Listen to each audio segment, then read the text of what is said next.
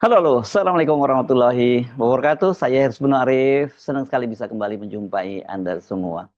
1 tahun sudah Presiden Prabowo Subianto memimpin Indonesia. Dalam periode ini, kekuasaan pemerintah makin terpusat, baik dari sisi keuangan maupun politik. Sekarang ini yang turun ke jalan, bukan turun ke jalan, tapi yang melakukan protes-protes bukan hanya kelompok civil society, tapi bahkan gubernur, bahkan nantinya juga rencananya bupati itu juga akan melakukan protes. Tapi protesnya beda. Mereka bukan turun ke jalan, tapi protesnya mendatangi pemerintah pusat, khususnya Menteri Keuangan. Ini berkaitan dengan pemangkasan dana transfer keuangan daerah. Dan ini juga salah satu pertanda yang pemerintahan tadinya desentralisasi menjadi sentralisasi, terpusat kembali. Nah, pertanyaannya sekarang siapa yang menjadi penyeimbang kekuasaan ini? Civil society yang dulu keras, kini terseret ke dunia digital. Sementara media independen menghadapi tekanan. Dan di tengah semua itu, pertanyaan yang sama tetap menggelayut. Apakah demokrasi kita masih tetap berdenyut? Survei Poltreking Indonesia pada Oktober 2025 menunjukkan tingkat kepuasan publik terhadap pemerintahan Prabowo Gibran mencapai 78,1%. Angka ini tinggi bahkan dibandingkan presiden sebelumnya. Namun kepuasan publik hanyalah satu sisi cerita. Tentu saja ini ada juga survei-survei lain yang memberikan data yang berbeda. Tapi aku yakin saya yang dipakai oleh pemerintah dan selalu diklaim di dalam berbagai pidato-pidato adalah kepuasan yang tinggi ini. Sementara untuk survei yang rendah itu dianggap hanya sebagai sikap yang nyinyir saja. Demokrasi, kalau kita toh katakanlah menggunakan data dari Poltreking 78,1%, ini cukup tinggi. Ini kan demokrasi ini sejatinya tidak hanya diukur dari angka survei, tetapi dari kontrol sosial, kebebasan sipil, dan kualitas diskursus publik. Dalam beberapa tahun terakhir kita melihat tren yang mengkhawatirkan. Media independen itu semakin tergerus. Banyak sekali problemnya, antara lain tentu saja berkaitan dengan eksistensi. Yakni tentu bagaimana mereka mendapatkan revenue untuk menjaga agar mereka masih terus beroperasi, gaji para karyawan dan wartawannya bisa dibayar. Dan untuk itu kadang-kadang ya mereka harus melakukan kompromi terhadap kritik-kritik keras terhadap pemerintah. Nah, kritik terhadap pemerintah sekarang ini juga tersaring oleh algoritma sosial media yang kita tahu bahwa bukan hanya civil society, tapi pemerintah pun juga menginvestasikan dana yang cukup besar dalam soal sosial media ini. Salah satunya itu dilakukan oleh Menteri Keuangan Purbaya Yudhisardeva, yang dia mengaku dia membentuk tim media sosial itu. Aktivis dan mahasiswa menghadapi intimidasi digital, sementara lembaga pengawas demokrasi kehilangan pengaruh. Hal ini membuat stabilitas politik terlihat kokoh, tapi kualitas demokrasi kita semakin tipis. Ini jadi saya kira ini adalah paradok di era pemerintahnya Prabowo. Meminjam pernyataan Dr. Andi Wijayanto saat masih menjadi Gubernur Lemhanas, dia pernah menyatakan bahwa pemerintahan ini berhasil mengamankan stabilitas politik, tapi dengan harga kebebasan sipil. Itu disampaikannya ketika dia menyampaikan pembekalan di Universitas Indonesia. Pemerintah sekarang ini membangun koalisi besar. Hampir semua partai politik, bahkan kita bisa sebut partai politik yang ada ini sekarang bergabung dalam koalisi besar pemerintah. Kecuali PDIP yang ya ini kita bisa sebut dalam zona abu-abu ya. Karena kalau dia disebut dia tidak masuk koalisi, tapi juga sebagai oposisi dia nggak formal juga. Jadi ini bukan koalisi, bukan oposisi. Yang lainnya kita sebut mulai partai-partai semua, mulai dari Gerindra, partainya Prabowo Subianto, Golkar, kemudian PKB, Nasdem, Partai Amanat Nasional, kemudian PKS, dan bahkan partai-partai di luar parlemen itu juga masuk dalam koalisi pemerintahan seperti PSI, ya, kemudian Partai Gelora dan partai-partai lain, ya. Itu semua menjadi bagian koalisi. Jadi ada koalisi di dalam parlemen yang kita boleh bilang semuanya, dan kemudian partai koalisi di luar parlemen. Fenomena ini menjadi tanda bahwa politik kita itu semakin fleksibel, bahkan absurd. Menteri-menteri strategis yang menduduki posisi penting sebagian besar adalah tentu saja dari politisi, dan banyak juga diantaranya kemudian mantan jenderal atau purnawirawan. Dan ini bukan hanya purnawirawan dari kalangan TNI, tapi juga dari Polri. Ini juga menegaskan konsolidasi kekuasaan di tangan kelompok yang sama. Jadi kalau sudah partai politik, kemudian juga purnawirawan dari kalangan TNI Polri masuk dalam kekuasaan, ya ini betul-betul sekarang kekuasaannya terpusat dalam satu kelompok saja. Dengan konfigurasi seperti ini, pertanyaan kritis muncul. Siapa yang mengontrol pemerintah jika semua partai yang kritis kini menjadi bagian dari sistem? Di zamannya Joko Widodo masih ada dua partai yang waktu itu menjadi oposisi, yakni PKS dan Demokrat. Kalau sekarang semuanya ada di pemerintahan dengan catatan tadi PDI yang dalam zona abu-abu. Kalau semua partai sudah masuk kabinet, siapa yang akan mengontrol pemerintah? Itu pertanyaan dari Dr. Burhanuddin Muhtadi yang pemilik indikator politik Indonesia itu beberapa waktu lalu ya, bukan sekarang. Tapi saya kira ini konteksnya masih relevan kalau kita pinjam istilah itu. Ancaman terhadap kebebasan sipil meningkat. Aktivis dan mahasiswa yang dulu menjadi suara penyeimbang kini menghadapi intimidasi bukan hanya secara fisik tapi juga intimidasi digital. Ini seperti doxing dan sebagainya ya. Ada keperingatan hukum bahkan juga penyadapan. Dalam 12 bulan terakhir ini pelanggaran kebebasan sipil tercatat naik 37%. Apa artinya ini? Ya rakyat masih bisa bersuara tapi setiap kritik ini harus melewati filter hukum dan algoritma media sosial. Ini bukan hanya soal aturan formal, tapi juga psikologi publik. Takut bicara, takut bergerak, dan akhirnya hanya menjadi penonton dalam demokrasi sendiri. Kalau toh masih ada yang berani bicara, tapi juga kebanyakan takut bergerak. Yang menurun bukan hanya indeks demokrasi, tapi juga keberanian rakyat bicara. Itu kata Usman Hamid dari Amnesty International Indonesia.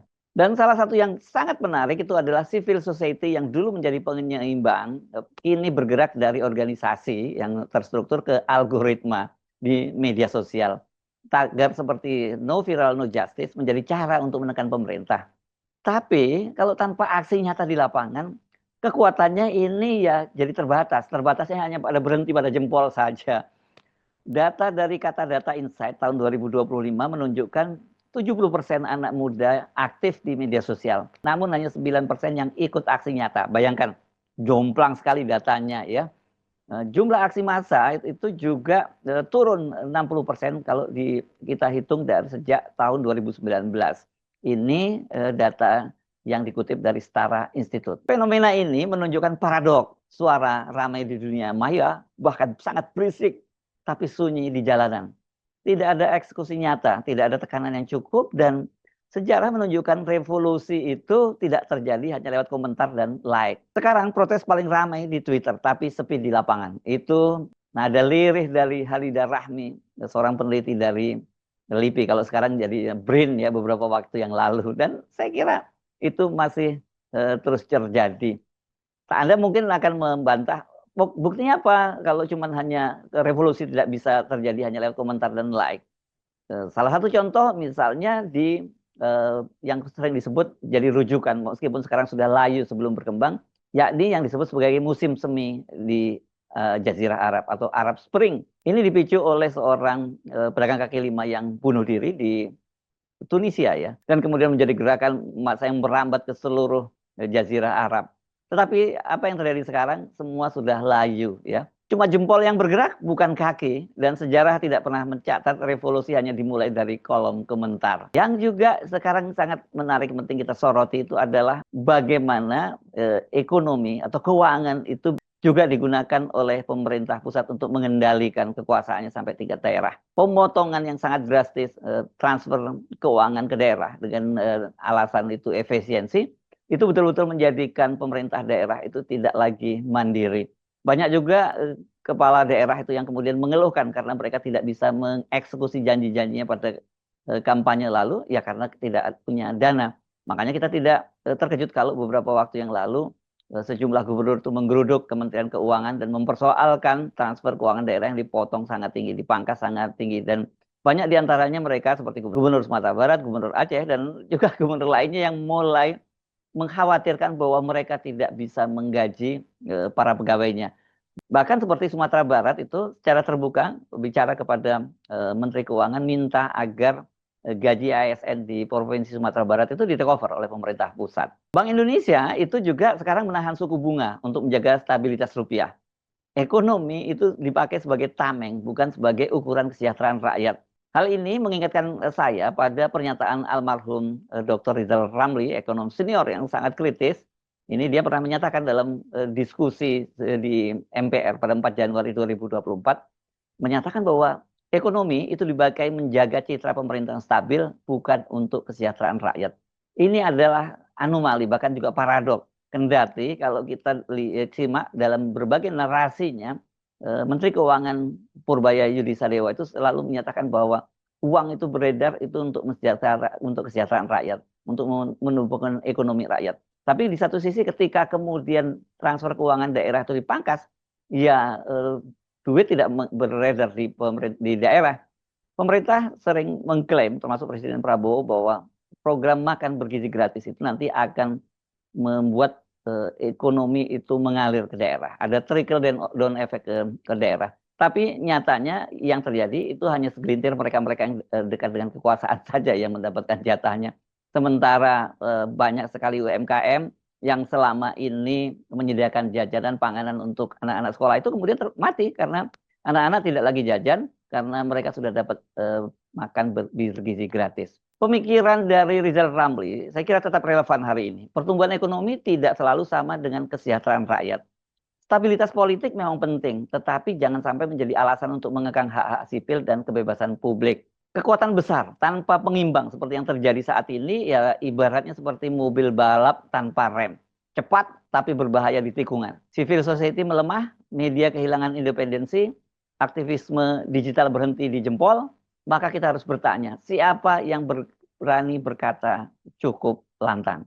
Dari organisasi ke algoritma, dari aksi nyata ke jempol di layar, sejarah mencatat satu hal, kekuasaan besar itu membutuhkan penyeimbang. Tanpa itu demokrasi kita hanya menjadi pajangan, bukan denyut nadi rakyat.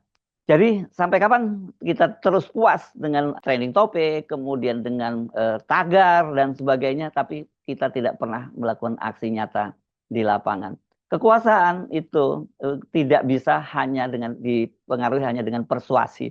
Mereka juga harus bicara juga dengan bahasa yang sama, yakni bahasa kekuasaan. Saya tidak mengatakan bahasa kekerasan ya, karena nanti ini dianggap memprovokasi. Tapi jelas bahwa kekuasaan yang tanpa kontrol, kekuasaan yang tersentral pada satu kekuatan, satu kelompok, satu atau perorangan itu jelas sangat berbahaya bagi demokrasi kita.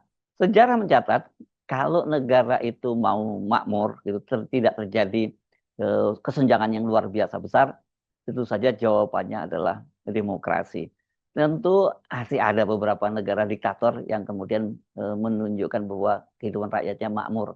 Seperti yang terjadi di Singapura misalnya, salah satu contoh negara diktator tapi ekonominya makmur. Tetapi tentu saja tidak diimbangi dengan kebebasan berbicara. Dan sekarang pun kelihatannya banyak ada tanda-tandanya Singapura itu juga mulai mengalami penurunan ketika peta geopolitik berubah.